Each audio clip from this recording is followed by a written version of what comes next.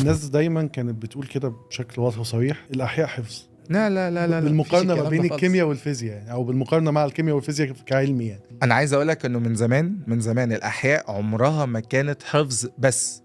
حلو. وباكد على كلمه بس لان لازم يكون فيها حفظ.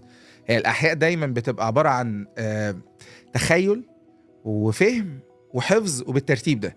انت لازم تتخيل المعلومه كويس قوي علشان تقدر تتخيلها كويس. انت محتاج بقى شويه صور، شويه فيديوهات، وده دور المدرس. انا بشوف ده كويس.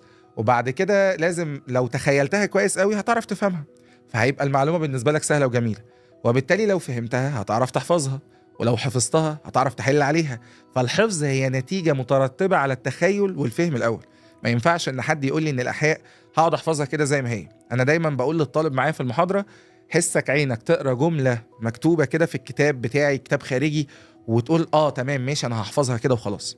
لا، ارجع لي ولازم افهمها لك، عشان طول ما انت فاهمها هتعرف ترجع لها في اي وقت. هتعرف ان السؤال دوت بيسأل عن المعلومه ديت، وهتقدر تحفظها بكل سهوله.